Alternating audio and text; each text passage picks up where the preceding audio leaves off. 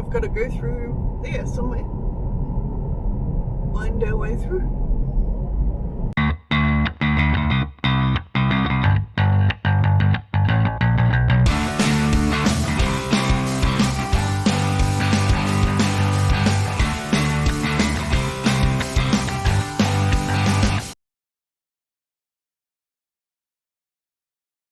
Well, good morning everyone from another stunning day on the west coast.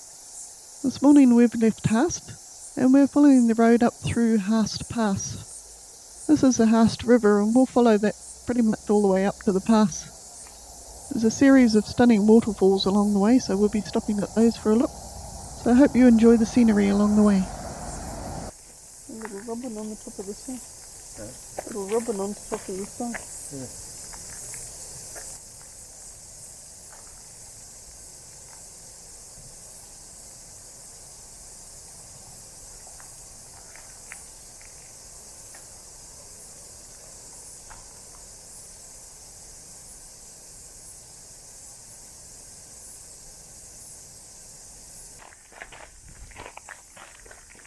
So we've just arrived at the trailhead of Roaring Billy Falls.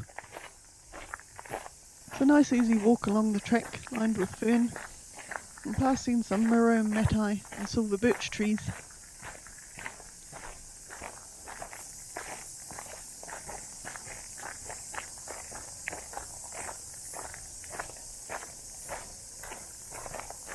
It's a nice flat track suitable for wheelchairs, and you can view the falls from the end of the track.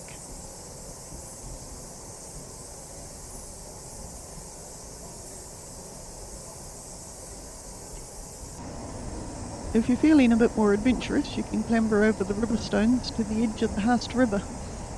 You get a better view of the Roaring Billy Falls cascading over the huge boulders down into the pristine, crystal clear waters.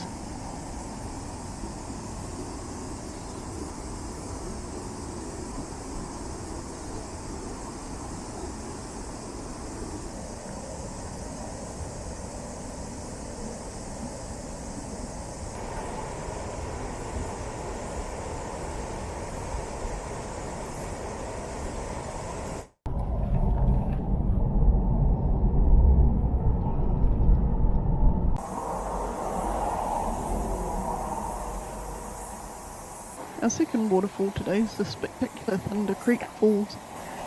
Oh wow. Again, a nice easy walk. Path ends about 200 metres or 220 yards. And there's a series of viewing platforms at the end of the path.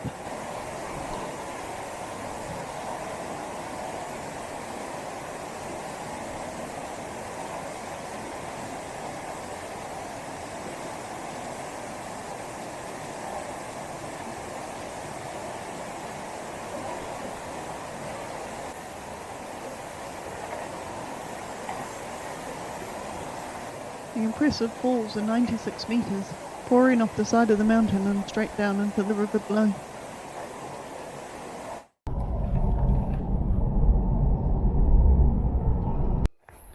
Our third waterfall today is Fantail Falls. A beautiful fan-shaped waterfall at the foot of Fantail Creek. Again, just a short bushwalk to the end of the track will lead you to a view of the falls. For the more energetic, you can clamber over the river rocks to the side of Fantail Creek, or you can even wade through the creek to the other side to view the falls. Might be a bit chilly. And don't forget to check out the rock art on the way back to the car park.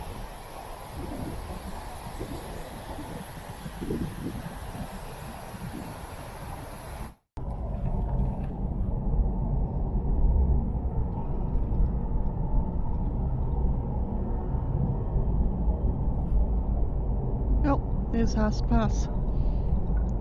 Quite wanted to stop there and do the 30-minute walk up to the pass lookout, but they're doing roadworks and there's nowhere to park, so we'll have to carry on our way.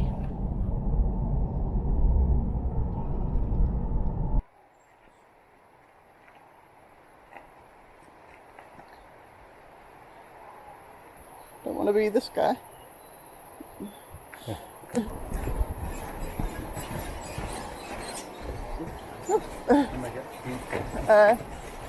You're the 11th, you go in the water.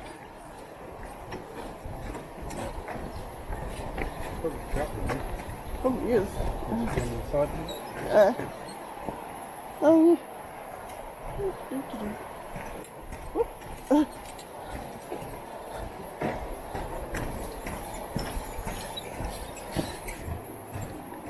Our next stop along Highway 6 is the Blue Pools. A little bit longer walk, 3 kilometres from the car park, or about 2 miles. And the trek follows the Kaikoura River through the silver birch trees to the first swing bridge overlooking the pools at the mouth of the Blue River.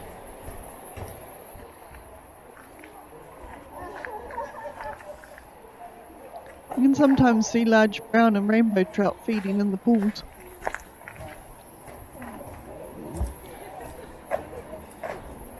You can bring your swimming gear, but you need a really hot day and probably a bit more courage, although it looks absolutely beautiful.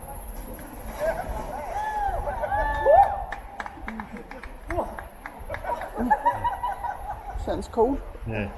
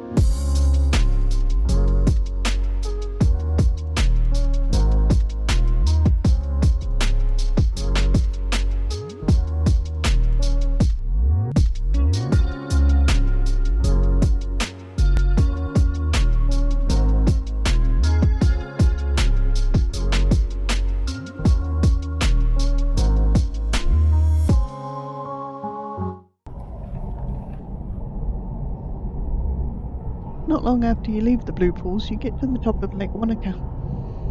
The road winds along the lake for quite a while, and there's a lot of places to pull off and take photos or view the lake. We passed these 2 guys biking, and not long after we pulled off the road and talked to somebody who was there as a support vehicle. Apparently one guy was riding the whole length of New Zealand.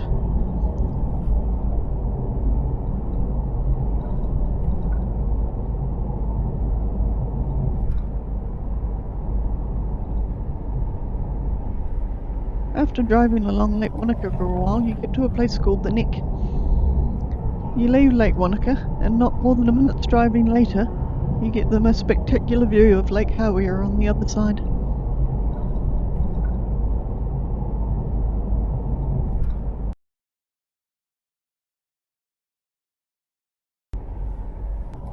Oh, we finally made it to Wanaka.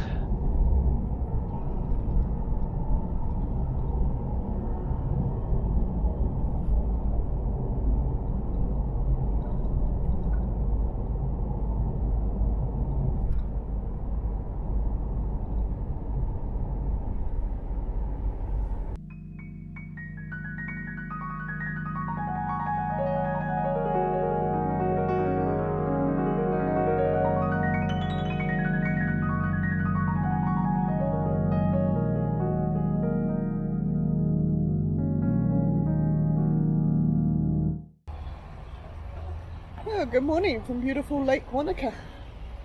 We finally made our way down to the end of the west coast yesterday. Came from Haast to Wanaka, and this morning we're headed north again. We're going to head up to Mount Cook and do some of the walks up there. So we'll go through a few little towns on the way and see what we can find. Glorious morning this morning, supposed to get up to about 28 degrees centigrade, so it's going to be another glorious day in the South Island.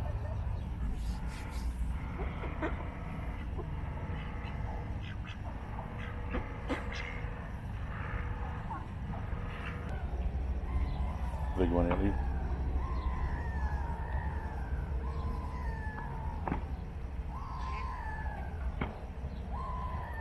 That's a little trip.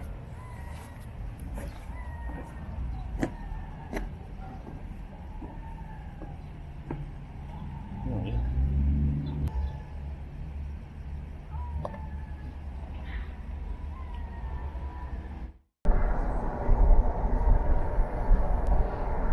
just passing Wanaka Airport.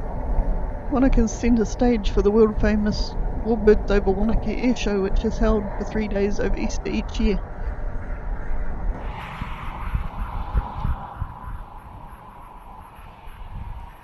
Quite a change from the lush green forest of the west coast.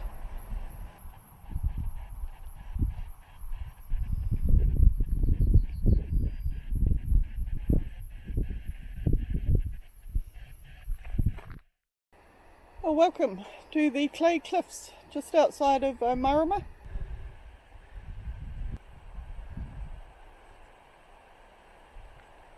The clay cliffs are developed in a tilted sequence of weak sedimentary deposits. The grey and white sandstone and claystone were formed in an ancient lake that once existed here, and the yellow and brown layers of gravel conglomerate were silt layers deposited here by an ancient river. The erosive action of wind and rain over many thousands of years has eaten into the sedimentary layers, producing these spectacular landforms.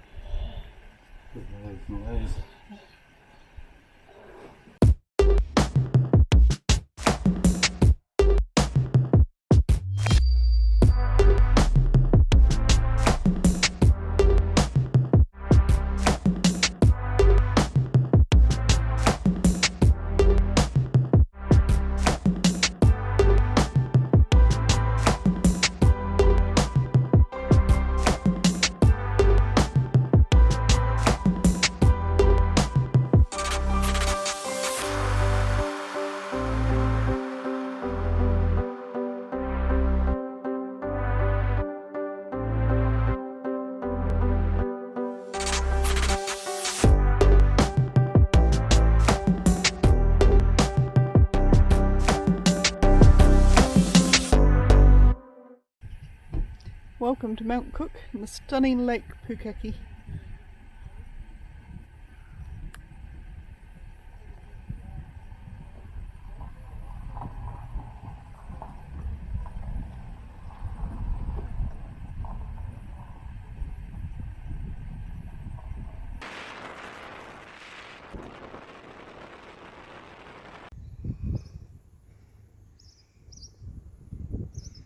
When you come to Aoraki Mount Cook, be sure not to miss the visitor centre.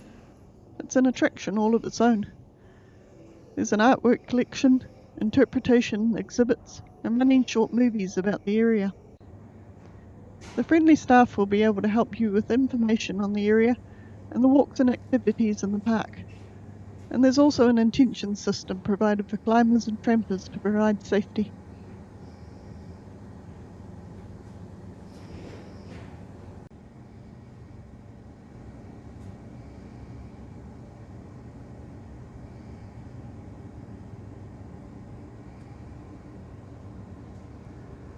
There's also a large picture window providing breathtaking views of Aoraki Mount Cook. We're going to head up to the Tasman Glacier for a look. There's a number of stairs which is going to take a while, so we're going to do this in hyperspeed.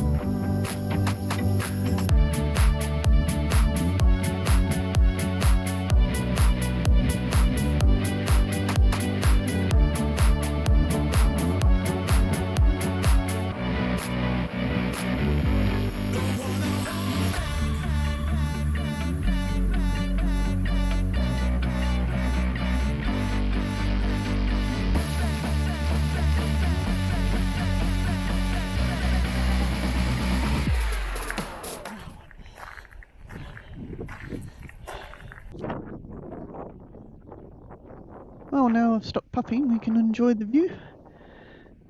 We've got Mount Cook peeking out the back there. Beautiful Tasman Glacier, down Tasman Lake, and the view down the valley back to Mount Cook village.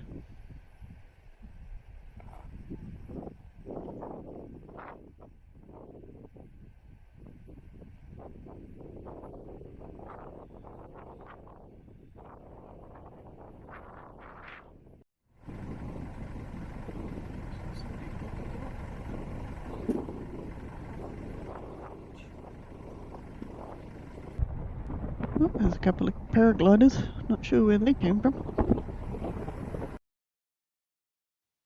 Perfect view from our hotel balcony of the sun setting over Mount Cook. Another perfect day in the South Island.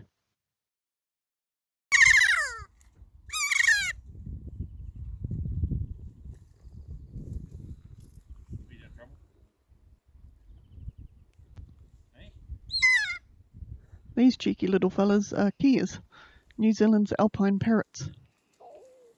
Stunning olive colour, and when they fly, beautiful scarlet and orange under their wings.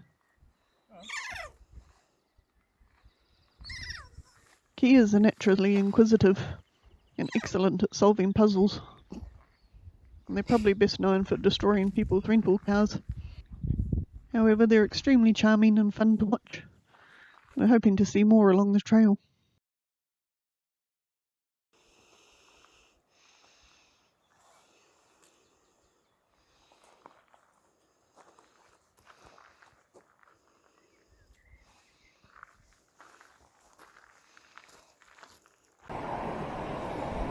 It's the first little stop, the Mueller Lookout.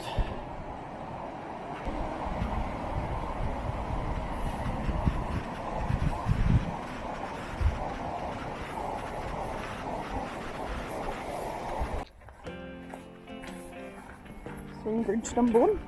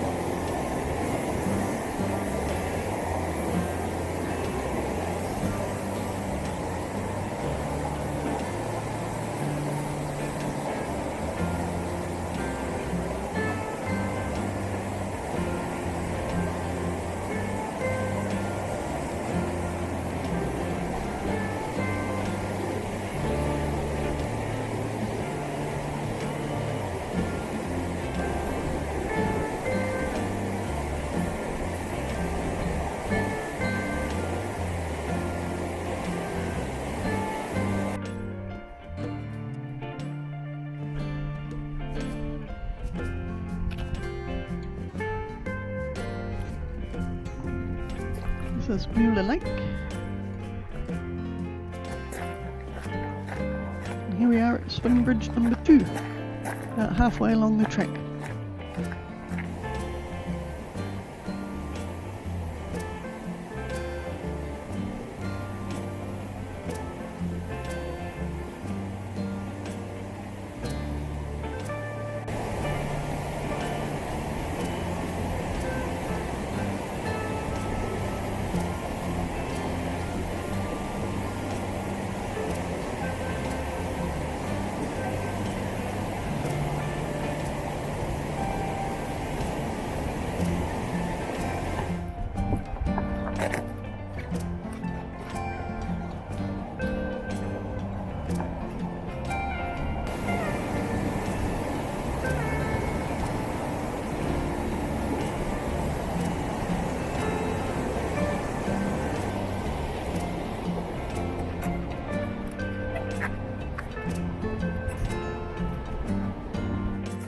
There's a waterfall coming down the hill. Not quite sure how big those hills are because they rise up into the clouds.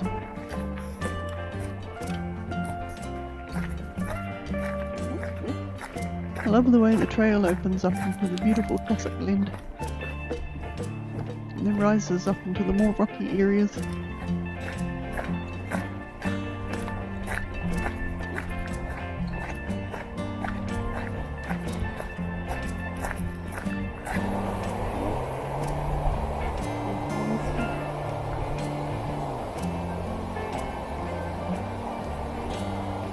Waiting for me.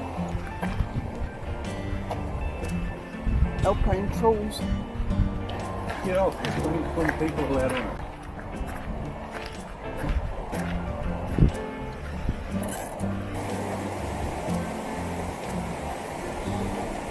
quite a few kia around here.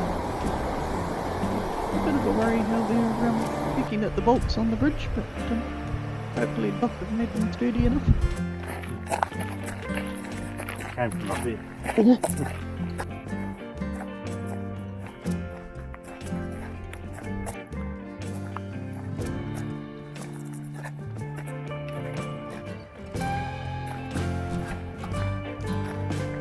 Oh, icebergs.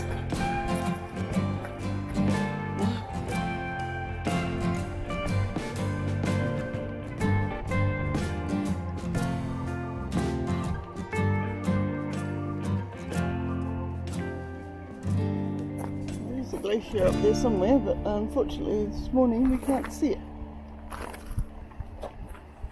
Good morning. This is the end of the Hooker Valley trek. Unfortunately the cloud hasn't lifted yet, so we can't see the glacier at the end of the valley, but there's some beautiful icebergs around. It's lovely and quiet. We're the only people here at the moment, and all you can really hear is the rush of water down into the river. Every now and again you hear a big thunderous crash, and we assume it's the ice either coming off the glacier or off the mountains. But it's been a beautiful walk. It's about 5 k's in, 3 swing bridges which are interesting, and continuously crossing the river. And there's a lot of kia out here, the alpine parrots. You can hear them calling to each other, and they're always cheeky and fun to watch, destructive as they are. So we're going to hang around here for a bit. There's a lot of bugs, so if you're coming, make sure you bring your bug spray. If you keep moving they're not too bad, but if you stand still they're in your face. So we'll have a look around and then we'll be on our way back.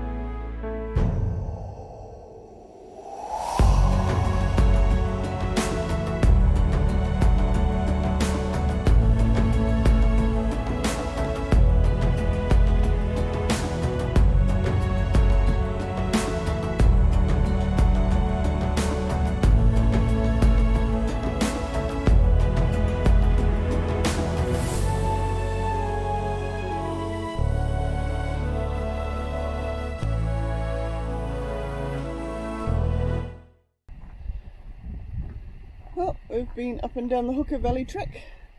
It was a fabulous walk. A little bit of a shame that we couldn't see the view, but every weather condition brings out something new, and it was a great walk nevertheless. I suppose if there's no rain, there's no waterfalls, so it was good to see those. So we're off to Tekapo now, and we'll catch you there.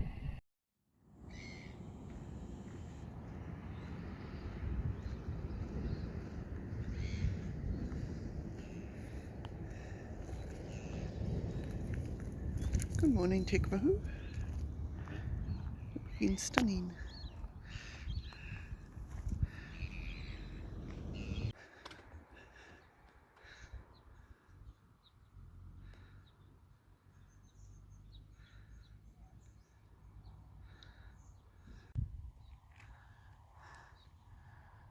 This is the Church of the Good Shepherd. Looks out over Lake Tekapo.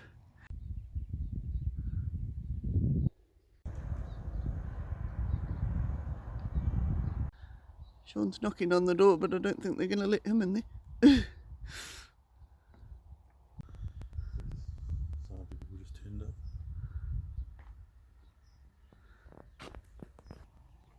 This is the window at the back of the church. You used to be able to get in here and take photos with the cross in the window out across Lake Tekapo. It's beautiful.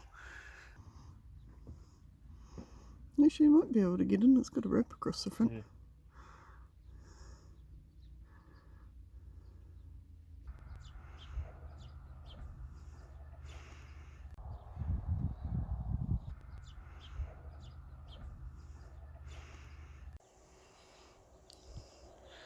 This is Mackenzie's dog. It was erected by the farmers in the Mackenzie district to appreciate the collie dogs they use for herding the sheep.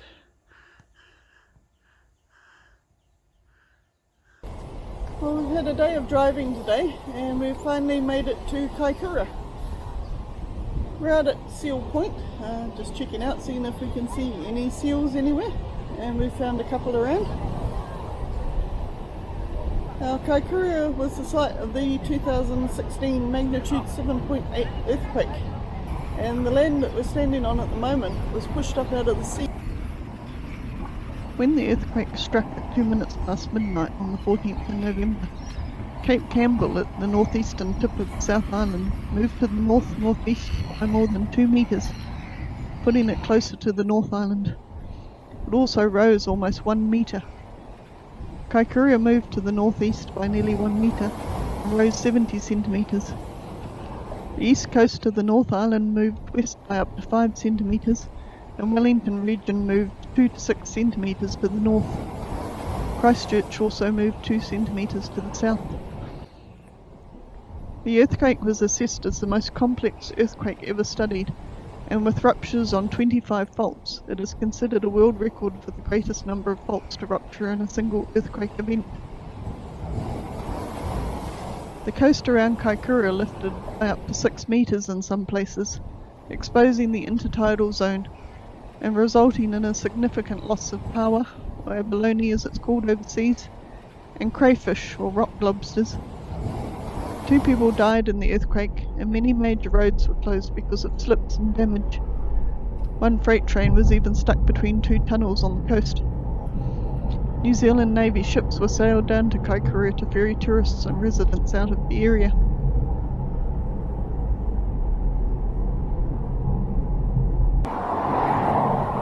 This is the famous Ohau Point where all the seals congregate. All the seal babies go up into the pool in the bush and play.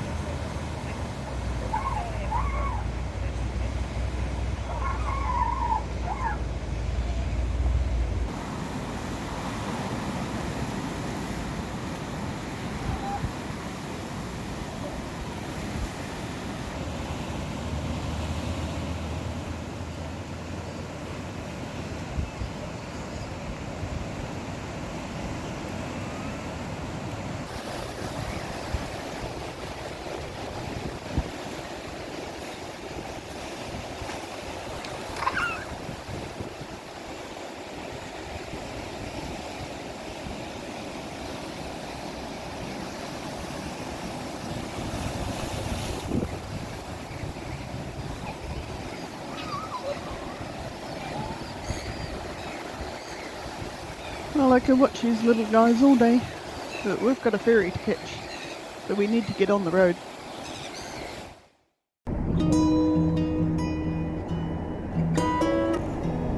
Hey everyone, we're back in Picton now. Just boarded the inter-islander ferry, the Aoraki, and we're off to Wellington and the North Island once again on our way home. We've had a great time in the South Island.